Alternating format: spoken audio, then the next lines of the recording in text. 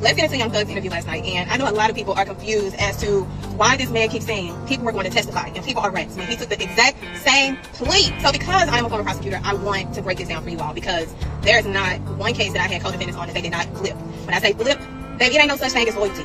Every case that I had a co-defendant on flipped. Some flipped to just take a plea.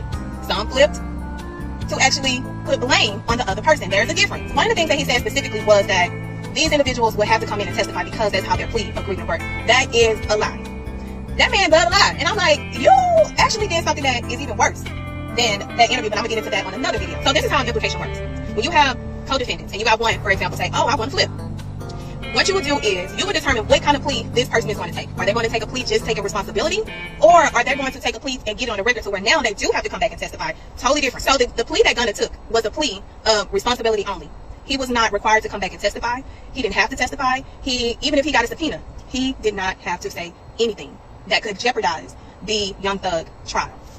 Also, none of the pleas that were taken could be brought in and used against Thug. He kept saying that as well. There's a thing called the Federal Rules of Evidence. There's a thing called constitutional rights. There's a thing called the Confrontation Clause that he so conveniently forgets about, that his lawyer Brian Steele argued up into the mountaintops. So for him to get on this big ass internet and make it seem like he was railroaded when you were the one railing the road of all those people. Now, what the other individual, Moontonk or whatever his name is, he took a plea by implication.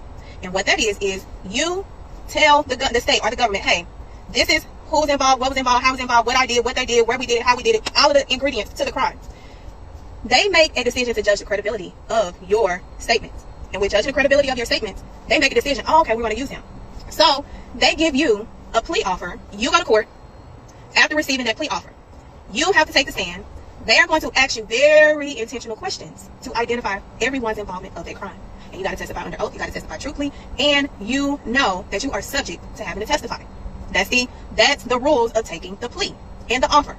So when Young Thug is out here talking about they were going to have to testify, y'all, he's lying in y'all face. This man is playing in everybody's face because he actually took a plea that is worse than anybody.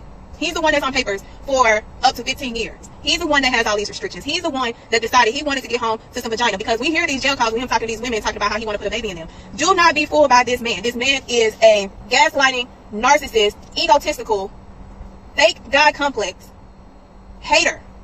I wanted to clear that up for y'all because this man made all these false statements just so that he could clean up his image. You can't clean up what we heard. You said it. You did it. We saw it. It's you. Take accountability. That man did not take accountability for one thing. One thing. He lied the entire interview about everybody.